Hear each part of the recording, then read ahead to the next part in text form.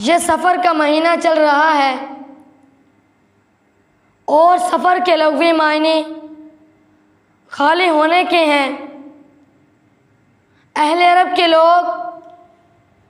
حرمت والے مہینوں کا ادب و احترام کرتے تھے اور ان حرمت والے مہینوں میں لڑائی جھگڑا، لوٹ مار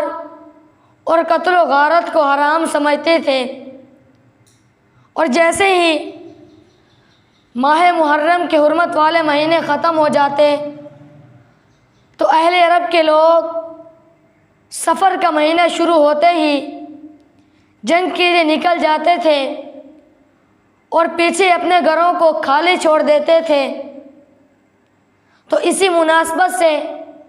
اس مہینے کو سفر کا مہینہ کہا گیا ہے۔ چنانچہ ماہ سفر کو بعض لوگ منحوس مہینہ سمجھتے ہیں اور اس لیے اس مہینے میں کسی بھی کام کی ابتدا کو درست نہیں سمجھا جاتا، کیونکہ ان کا یہ کہنا ہوتا ہے کہ اس مہینے میں جو کام بھی شروع کیا جائے گا اس میں کوئی خیر و برکت نہیں ہوگی اور وہ کام آخر کار ناکام ہو کر رہے گا۔ یعنی اس مہینے سے خائف ہوتے ہیں، اس مہینے سے ڈرتے ہیں کہ اس مہینے میں خسارہ اور نقصان ہی ہوگا، جبکہ قرآن و حدیث میں اس بات کی تردید کی گئی ہے کہ کسی مہینے کو منحوس سمجھتے ہوئے، تصور کرتے ہوئے اس سے خوف کھایا جائے، کیونکہ سارے کے سارے مہینے اللہ تبارک و تعالیٰ کے ہیں اور ہر مہینے میں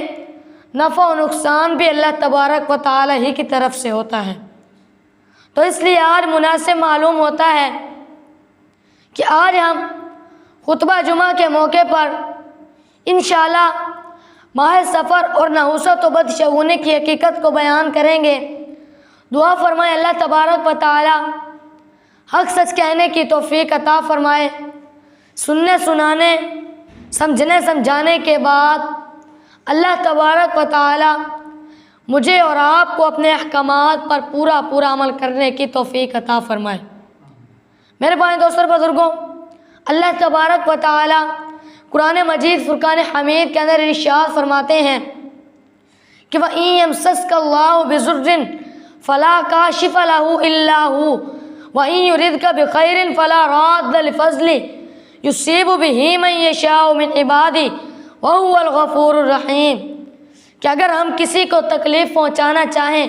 تو بجز اللہ کے، سوائے اللہ کے اسے کوئی دور کرنے والا نہیں ہے۔ وَإِن يُرِدْكَ بِخَيْرٍ فَلَا رَادَّ لِفَضْلِهِ يُصِيبُ بِهِ مَن يَشَاءُ مِنْ عِبَادِهِ اور اگر ہم کسی کو خیر پہنچانا چاہیں تو اللہ کا فضل کوئی ہٹانے والا نہیں ہے، اور اللہ اپنا فضل اپنے بندوں میں سے جس پر چاہے نچھاور کر دے۔ وَهُوَ الْغَفُورُ الرَّحِيمُ اور وہ بڑی مغفرت اور بڑی رحمت والا ہے۔ تو اس آیات مبارکہ سے معلوم ہوا کہ تکلیف دینے والا بھی اللہ ہے، اور جب اللہ تبارک و تعالی کسی کو تکلیف دیتا ہے تو اس تکلیف کو دور کرنے والا بھی اللہ ہے۔ تو اس آیات مبارکہ سے پہلی بات یہ معلوم ہوئی کہ تکلیف دینے والا بھی اللہ ہے اور اس تکلیف کو دور کرنے والا بھی اللہ ہے۔ اور اس آیات مبارکہ سے دوسری بات یہ معلوم ہوئی کہ وَإِن يُرِدْكَ بِخَيْرٍ فَلَا رَادَّ لِفَضْلِهِ يُصِيبُ بِهِ مَن يَشَاءُ مِنْ عِبَادِهِ اور اگر اللہ کسی کو خیر پہنچانا چاہے تو اللہ کا فضل، اللہ کی مہربانی کوئی ہٹانے والا نہیں ہے، اور اللہ اپنا فضل اپنے بندوں میں سے جس پر چاہے نچھاور کر دے۔ وَهُوَ الْغَفُورُ الرَّحِيمُ اور وہ بڑی مغفرت اور بڑی رحمت والا ہے۔ اور اسی طرح ایک دوسرے مقام پر اللہ تبارک و تعالی ارشاد فرماتے ہیں کہ کُلْ لَن يُصِيبَنَا إِلَّا مَا كَتَبَ اللَّهُ لَنَا هُوَ مَوْلَانَا وَعَلَى اللَّهِ فَلْيَتَوَكَّلِ الْمُؤْمِنُونَ کہ اے میرے محبوب آپ فرما دیجئے کہ ہمیں ہرگز کوئی مصیبت نہیں پہنچ سکتی سوائے اس کے جو اللہ نے ہمارے حق میں لکھ رکھی ہے۔ وہ مولانا وہی ہمارا کار ساز ہے۔ وعلی اللہ فلیتوکل المؤمنون، اور مومنوں کو تو اللہ ہی پر بھروسہ رکھنا چاہیے۔ تو اس آیت مبارکہ سے معلوم ہوا کہ کوئی بھی شخص، دنیا کی کوئی بھی چیز ہمیں مصیبت میں نہیں ڈال سکتی سوائے اس کے جو اللہ نے ہمارے حق میں، ہماری قسمت میں، ہمارے مقدر میں لکھ رکھی ہے۔ اور فرمایا کہ ہوا مولانا، وہی ہمارا کار ساز ہے، یعنی اللہ ہی ہمارا کار ساز ہے، اللہ ہی ہماری بگڑی بنانے والا ہے، اللہ ہی ہمارا کام بنانے والا ہے، اللہ ہی ہمیں نفع پہنچانے والا ہے، یعنی سب کچھ کرنے والی ذات اللہ ہی کی ذات ہے۔ اللہ کے سوا کوئی ہمارا کار ساز نہیں ہے، اللہ کے سوا کوئی ہمارا کام بنانے والا نہیں ہے، اللہ کے سوا کوئی ہماری بگڑی بنانے والا نہیں ہے، اللہ کے سوا کوئی ہمیں نفع پہنچانے والا نہیں ہے۔ اور فرمایا کہ وعلی اللہ فلیتوکل المؤمنون، اور مومنوں کو تو اللہ ہی پر بھروسہ رکھنا چاہیے۔ یعنی اگر تم اللہ اور اللہ کے رسول صلی اللہ علیہ وسلم پر ایمان رکھتے ہو، اگر تم واقعی ایمان والے ہو، تو اللہ پر اعتماد ہو تمہارا، اللہ پر توکل ہو تمہارا، اللہ پر بھروسہ ہو تمہارا کہ یہ جو کچھ ہو رہا ہے سب کچھ کرنے والی ذات صرف اور صرف ایک اللہ کی ذات ہے۔ اور اسی طرح ایک اور مقام پر اللہ تبارک و تعالی ارشاد فرماتے ہیں کہ ما اصاب من مصیبت الا باذن اللہ، کہ کوئی بھی مصیبت اللہ کی اجازت کے بغیر ہم تک نہیں پہنچ سکتی۔ تو معلوم ہوا کہ کوئی بھی مصیبت، کوئی بھی بلا، کوئی بھی آفت، کوئی بھی پریشانی اللہ کی اجازت کے بغیر ہم تک نہیں پہنچ سکتی۔ اب انسان لاکھ چاہے ہمیں نقصان پہنچانے کا، ہمیں مصیبت میں ڈالنے کا، لیکن جب تک اللہ تبارک و تعالیٰ کا حکم نہ ہوگا، دنیا کی کوئی بھی چیز بھی ہمارا بال بھی باقا نہیں کر سکتی۔ ما اصاب من مصیبت الا باذن اللہ، کہ کوئی بھی مصیبت اللہ کی اجازت کے بغیر ہم تک نہیں پہنچ سکتی۔ اور اسی طرح اللہ کے پیارے نبی حضرت محمد صلی اللہ علیہ وسلم نے ارشاد فرمایا کہ لا عدوى ولا طیرۃ ولا ہامۃ ولا صفرا، فرمایا کہ کوئی بھی بیماری اپنے آپ متعدی نہیں ہوتی، ولا طیرۃ، اور نہ ہی بدشگونی لینا درست ہے، ولا صفرا، اور نہ ہی کسی پرندے کو منحوس کہنا درست ہے، ولا صفرا، اور نہ ہی ماہ سفر سے بدشگونی لینا درست ہے۔ تو اس حدیث مبارکہ سے کئی باتیں معلوم ہوئیں۔ پہلی بات کہ جب کوئی بیماری پھیلتی ہے یا کسی کو کسی کے ذریعے لگتی ہے تو کوئی بھی بیماری اپنے آپ نہیں پھیلتی اور نہ ہی کسی کو کسی کے ذریعے لگتی ہے، بلکہ جب کوئی بیماری پھیلتی ہے یا کسی کو کسی کے ذریعے لگتی ہے تو وہ اللہ کی اجازت سے پھیلتی ہے اور اللہ کی اجازت سے کسی کو کسی کے ذریعے لگتی ہے، پہلی بات۔ اور دوسری بات کہ منحوس سمجھ لینا بھی درست نہیں، یعنی کسی چیز کو اپنے لیے منحوس سمجھنا، اپنے لیے خراب سمجھنا، یہ بھی درست نہیں۔ تیسری بات کہ کسی پرندے کو منحوس سمجھنا بھی درست نہیں۔ اب بعض لوگ جاہلیت میں الو وغیرہ کو منحوس سمجھتے ہیں، اور اگر الو کسی کے گھر کی چھت پر آ کر بیٹھ جائے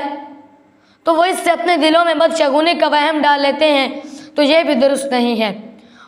اور چوتھی بات کہ ولا صفرا، اور نہ ہی ماہ سفر سے بدشگونی لینا درست ہے۔ بعض لوگوں کا یہ عقیدہ ہے کہ ماہ سفر بیماریوں کا مہینہ ہے، ماہ سفر خسارہ اور نقصان کا مہینہ ہے، ماہ سفر مصیبتوں کا مہینہ ہے، اور اس لیے بعض حضرات اس مہینے میں شادی بیاہ بھی نہیں کرتے۔ تو اس سے معلوم ہوا کہ تمام کے تمام مہینے اللہ تبارک و تعالیٰ کے ہیں،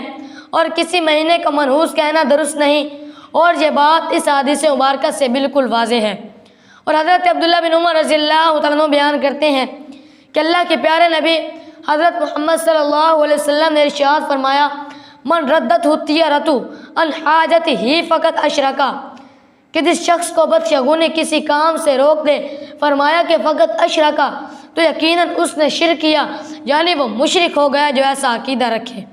اللہ تبارک و تعالی ہمارے ایمان کی حفاظت فرمائے، اور اللہ تبارک و تعالی ہماری صحیح اصلاح فرمائے۔ صحیح مسلم کی حدیث مبارکہ میں آتا ہے کہ اللہ کے پیارے نبی حضرت محمد صلی اللہ علیہ وسلم نے ارشاد فرمایا کہ جہالیت کے کاموں میں 4 کام ایسے ہیں جن کو میری امت چھوڑنے کے لیے تیار نہیں ہوگی۔ فرمایا کہ زمانہ جہالت کا پہلا کام جس کو میری امت چھوڑنے کے لیے تیار نہیں ہوگی، اور وہ ہے حسب یعنی قومیت کی بنیاد پر فخر کرنا۔ فرمایا کہ زمانہ جہالت کا دوسرا کام جس کو میری امت چھوڑنے کے لیے تیار نہیں ہوگی، اور وہ ہے کسی کے نسب میں طعنہ زنی کرنا۔ اور فرمایا کہ زمانہ جہالت کا تیسرا کام جس کو میری امت چھوڑنے کے لیے تیار نہیں ہوگی، اور وہ ہے ستاروں کے ذریعے بارش طلب کرنا یا ستاروں کے ذریعے قسمت کے احوال معلوم کرنا۔ اور فرمایا کہ زمانہ جہالت کا چوتھا کام جس کو میری امت چھوڑنے کے لیے تیار نہیں ہوگی، اور وہ ہے نوحہ کرنا۔ نبی علیہ الصلوۃ والسلام نے ان چاروں کاموں سے منع فرمایا ہے اور یہ چاروں کام حرام ہیں۔ نبی علیہ الصلوۃ والسلام نے فرمایا کہ ان کے باوجود میری امت انہیں چھوڑنے کے لیے تیار نہیں ہوگی۔ تو بہرحال میرے بھائی دوستوں بزرگوں، ہمیں چاہیے کہ ہم ان چاروں کاموں سے پاک و صاف رہیں اور ان چاروں کاموں سے بچیں